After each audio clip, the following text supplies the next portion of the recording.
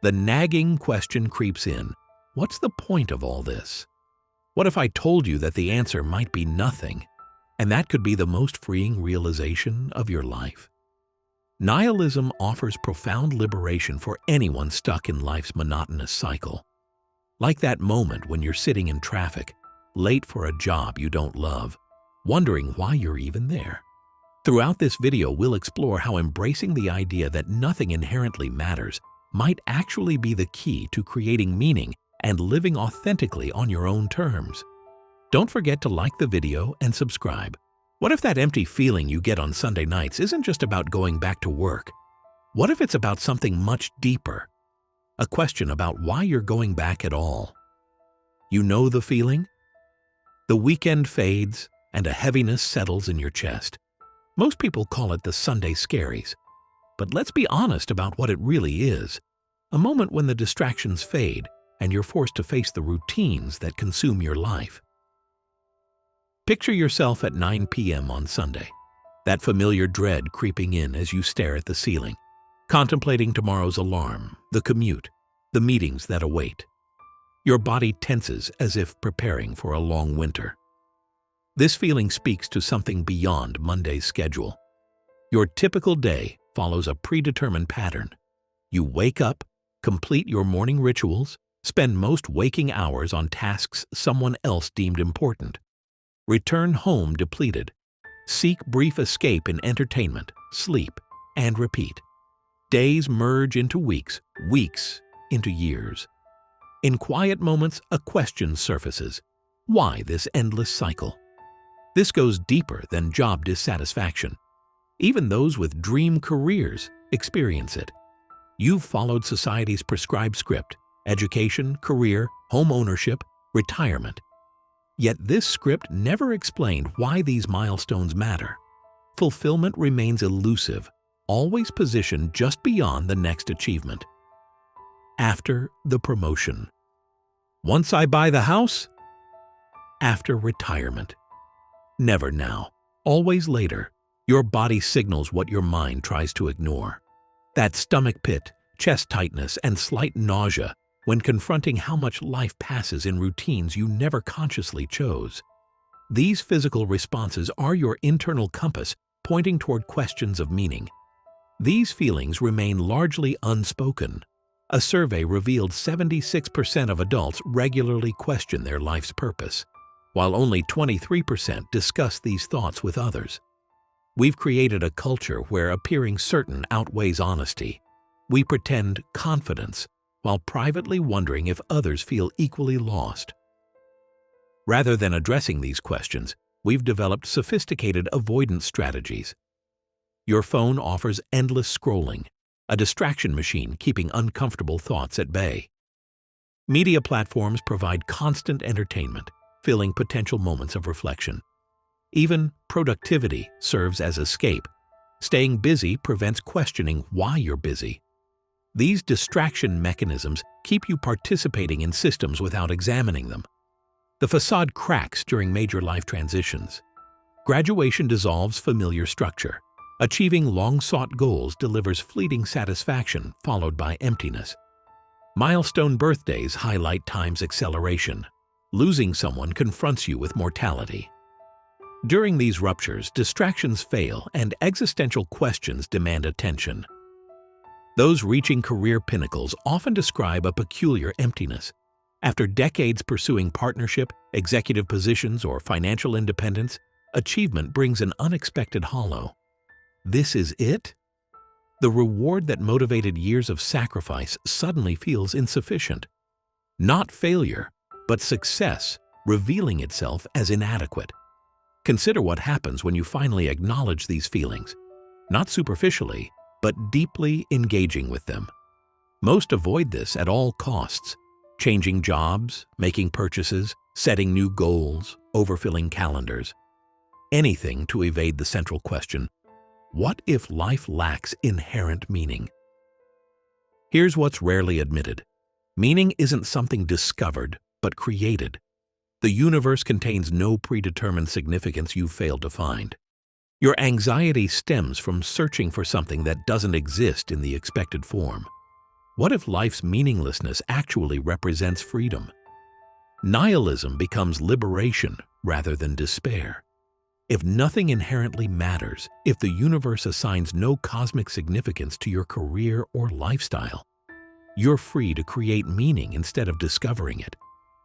You decide what matters without justifying it against universal standards. That empty feeling signals a problem with the promise sold to you, that certain paths automatically provide meaning. The emptiness is accurate. The path contains no intrinsic meaning. You bring meaning to it.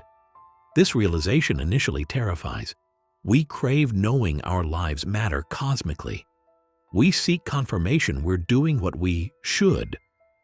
Removing external validation feels precarious, but consider living entirely by others' assigned meanings, pursuing expectations you never chose, measuring success against foreign standards, never questioning what matters to you. That's the greater danger, looking back on decades spent chasing values that were never yours. Life's meaninglessness opens possibilities. If nothing inherently matters, anything can matter exactly as you decide. This doesn't render everything meaningless. It empowers you to determine what matters consciously rather than accepting prescribed meanings that may never fit you. This realization balances terror and liberation. Terrifying in placing responsibility on you, liberating in granting authority over your existence.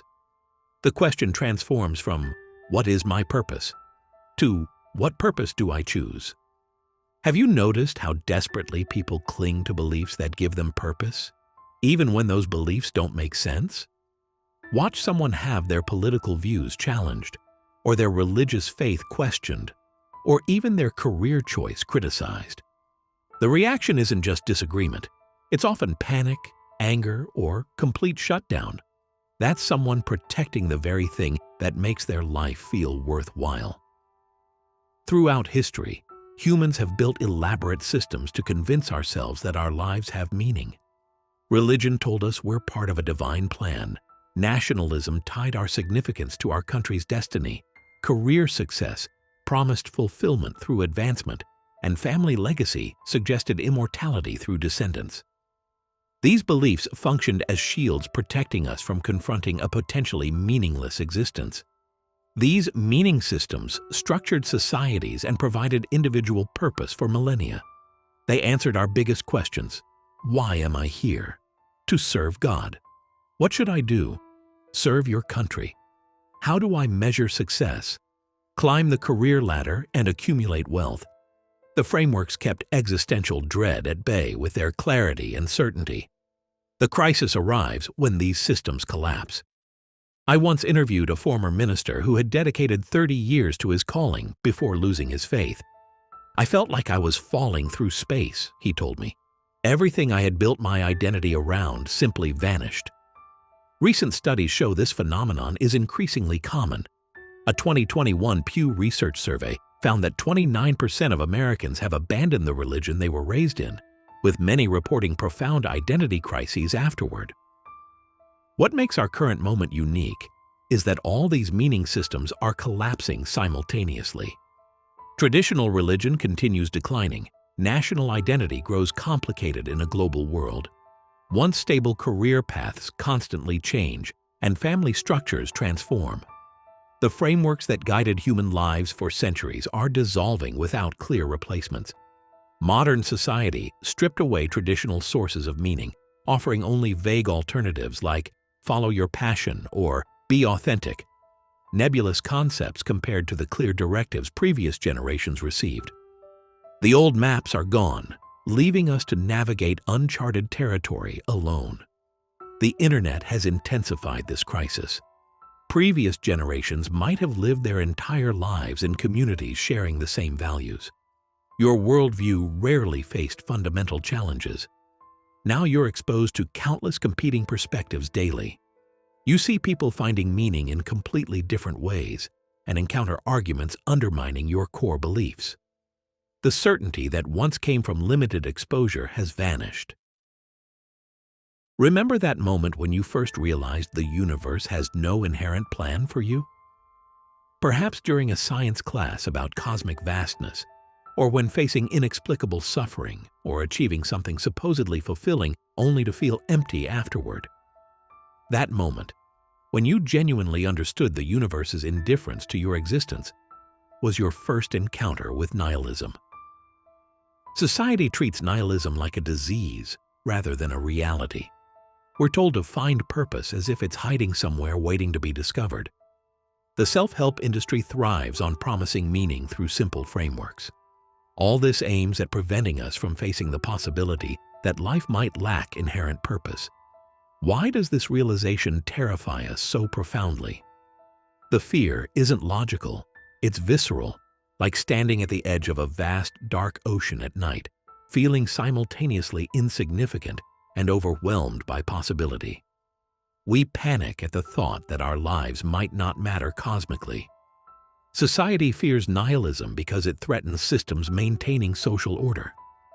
If traditional paths, education, career, family, consumption, don't inherently matter, what motivates participation?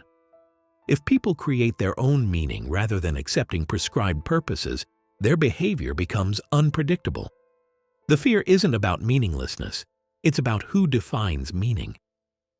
This fear prevents us from seeing nihilism's potential freedom. We cling to available meaning systems, even unsatisfying ones, because having any purpose feels better than none. We continue down unfulfilling paths, unable to face the responsibility of creating our own meaning. The irony is that this fear traps us in inauthenticity. We live according to values we haven't chosen, pursue goals we didn't set, and measure worth by standards we didn't create. We silence our doubts because questioning might lead to that frightening void. But what if the void isn't something to fear but something to explore? What if meaninglessness isn't the end of the journey but the beginning? What if I told you that believing nothing matters actually creates the space for everything to matter in exactly the way you choose? This isn't some empty motivational speech. It's the core paradox of nihilism that most people completely misunderstand. When you hear nihilism, you probably picture a depressed person in black clothing who thinks life is pointless. That stereotype has nothing to do with what nihilism actually is. At its root, nihilism comes from the Latin word nihil, meaning nothing. It's the philosophical position that life has no objective meaning, purpose, or intrinsic value assigned by the universe or some higher power. The universe itself doesn't assign meaning to human existence. Most people confuse nihilism with depression or apathy. They think nihilists have given up on life or don't care about anything. This misunderstanding runs deep in our culture. Movies portray nihilist characters who want to destroy the world. People dismiss negative perspectives as nihilistic. These portrayals miss the entire point. Nihilism is about recognizing reality without the comforting fiction that the cosmos cares about your choices. Pessimists believe bad things will happen. Cynics believe people act selfishly. Apathetic people don't care either way. Nihilists simply recognize that the universe doesn't come with pre-installed meaning. This is a neutral observation about reality, not a judgment about whether life is worth living. Nihilism has several forms. Existential nihilism concerns the absence of inherent meaning in life. Moral nihilism questions whether absolute moral values exist outside human creation. Epistemological nihilism doubts the possibility of certain knowledge. Political nihilism advocates for dismantling existing structures to create new ones. Friedrich Nietzsche, often considered the father of modern nihilism, had a complex relationship with the concept. He saw it as both danger and opportunity. He worried nihilism could lead to societal collapse when people realize traditional sources of meaning, like religion, no longer hold up under scrutiny. But he believed this collapse was necessary. The loss of imposed meaning creates space for something new, a revaluation of all values. Consider how startups reinvent industry rules by first questioning why established practices exist at all. They clear away outdated assumptions to build something authentic. Nihilism wasn't the endpoint for Nietzsche, but a necessary transition to greater freedom. Here emerges the paradox of nihilism. By removing the burden of cosmic significance, nihilism frees you to create personal significance. When you genuinely accept that the universe doesn't care about your career, relationships, or how you spend your time, it removes the weight of cosmic judgment. You no longer need to justify your choices against some universal standard. You're free to create significance based on what genuinely matters to you. Nihilism appears to remove meaning but actually creates conditions for authentic meaning. When meaning isn't discovered but created, it becomes more personal, more authentic, and more aligned with who you actually are. Picture an artist facing a blank canvas. They're told there are no rules about what to paint, and you decide what the painting means. That's not depressing. It's the foundation of genuine creativity. Nihilism offers this same creative freedom with your life. Meaning can exist without being inherent or eternal. The love you feel for others, work that engages you, principles you stand for. These can have profound personal significance even without cosmic endorsement. They might mean more when chosen freely rather than accepted as obligations imposed by external authority. When you realize there's no cosmic rulebook judging your choices, the initial reaction might be fear. Without external validation, how do you know if you're making the right decisions? This fear gradually transforms into genuine autonomy. You start asking, "What do I want to do?" instead of, "What should I do?" You evaluate your life based on your experience of fulfillment rather than external metrics of success. This realization transforms fear into possibility. Without a predetermined path, every direction becomes available. Without inherited purpose, you're free to create purpose that resonates with your true self. Without cosmic judgment, you're free to establish your own values.